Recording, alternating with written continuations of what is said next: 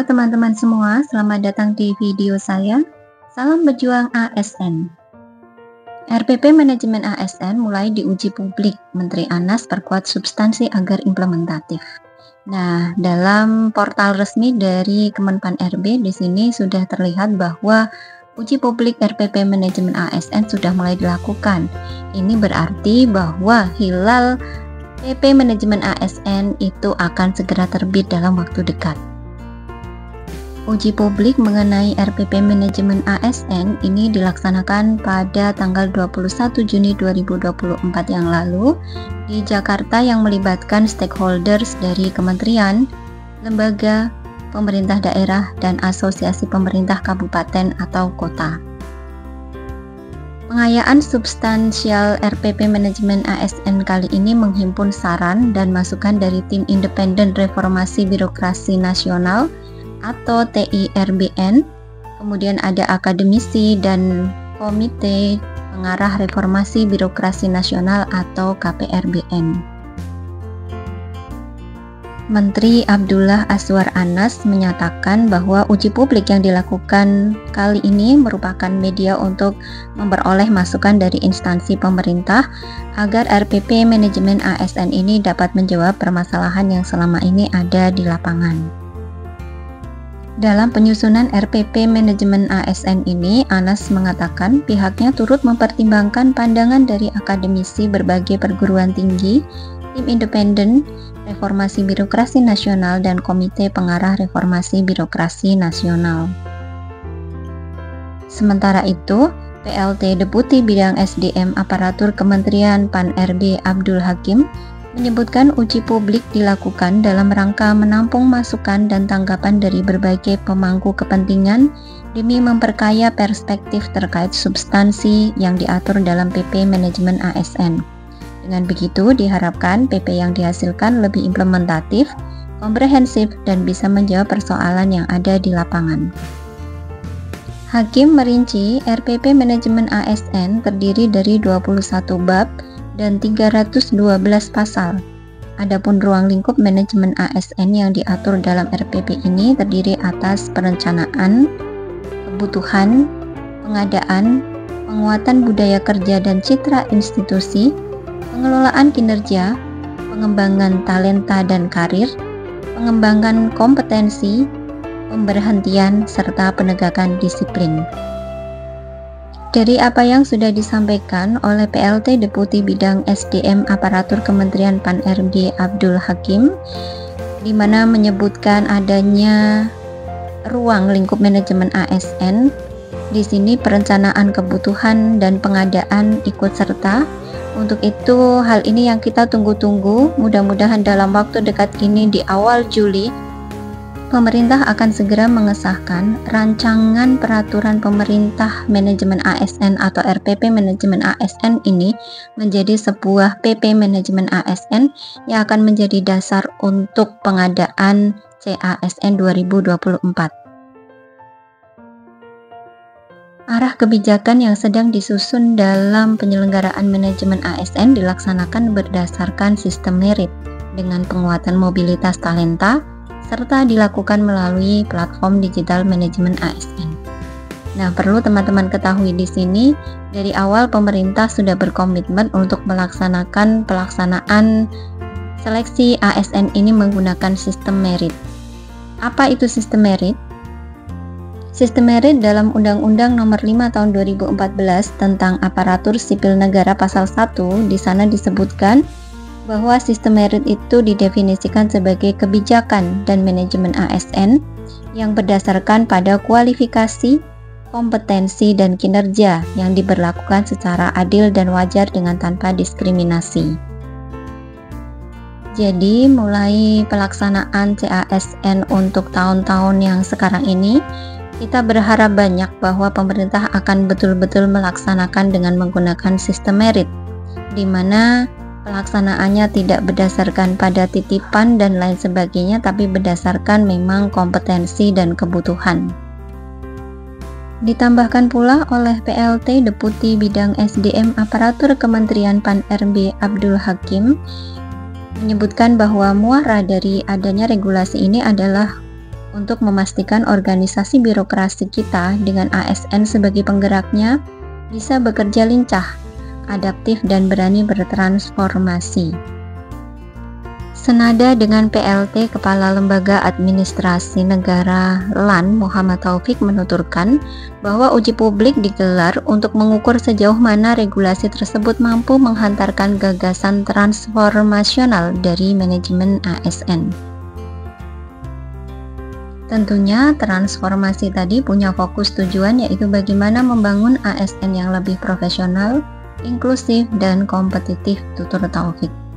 Menurutnya, semangat transformasi yang ada dalam RPP manajemen ASN adalah bagaimana memecahkan berbagai masalah real yang terjadi saat ini. Salah satunya yaitu gap antara instansi pusat dan daerah terkait pengelolaan manajemen ASN. Nah, teman-teman sekalian, berdasarkan statement ini, semoga nanti dalam RPP manajemen ASN itu kemudian akan dibahas mengenai bagaimana pengaturan mengenai kepegawaian yang ada di instansi daerah dan pusat, yang selama ini menjadi pokok permasalahan adalah bagaimana instansi daerah dengan pegawainya yang ada di daerah harus menggaji berdasarkan APD yang ada atau APBD yang mereka punya. Sedangkan pusat sebenarnya sudah mengalokasikan sumber pendanaan yang terpusat melalui Kementerian Keuangan yang kemudian dituangkan dalam PMK seperti yang tahun 2023 yang lalu adalah PMK 212. Harapannya akan ada titik terang peraturan yang sudah mengusung bagaimana pengelolaan pegawai yang ada di pusat dan di daerah. Jika itu berkaitan dengan keuangan yang sudah diatur oleh Kementerian Keuangan, semoga itu akan menjadi muara yang satu, tidak akan lagi ada tarik-menarik antara apa yang sudah dikeluarkan kebutuhan oleh pemerintah pusat kemudian tidak bisa dilaksanakan oleh pemerintah daerah karena terkait anggaran dana APBD dan lain sebagainya. Dalam artikel ini menyebutkan pula bahwa selain itu kehadiran RPP manajemen ASN adalah untuk mempercepat penataan tenaga non-ASN dengan tetap memperhatikan efisiensi dan profesionalitas. RPP manajemen ASN pun diharapkan bisa menjawab tantangan dari pengembangan kompetensi dan kapasitas karir ASN.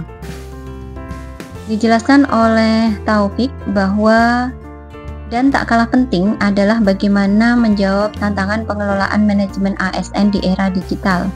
RPP ini diharapkan bisa menciptakan dan mendorong learning culture di lingkup ASN.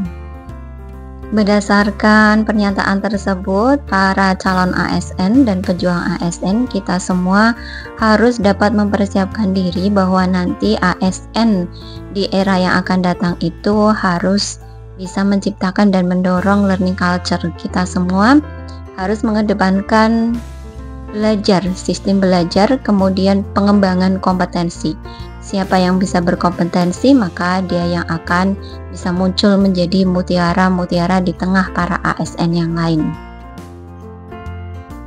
Dalam artikel yang lain, Ketua TIRBN Sony Sumarsono menyoroti terkait digitalisasi manajemen ASN.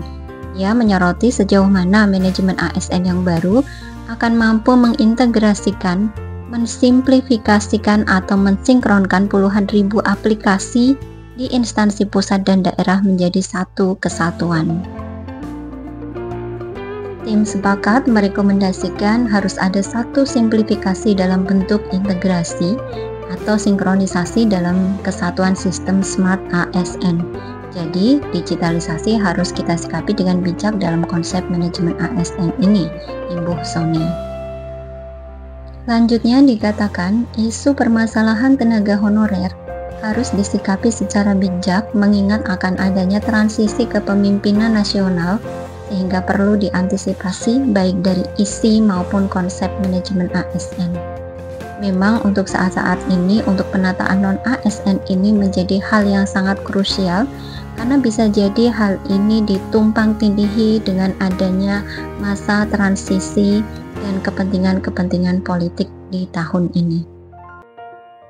Anggota TIRBN Eva Sundari pun menilai dalam penataan tenaga non-ASN dilakukan identifikasi yang komprehensif dan prioritas bagi para guru-guru honorer yang sudah lama mengabdi.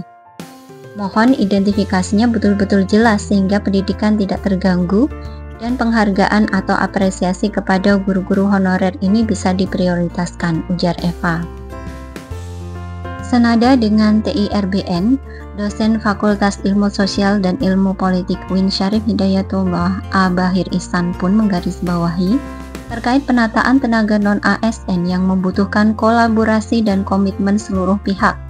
Hal ini demi memastikan aturan yang diterbitkan nantinya akan bisa diimplementasikan secara efektif di lapangan.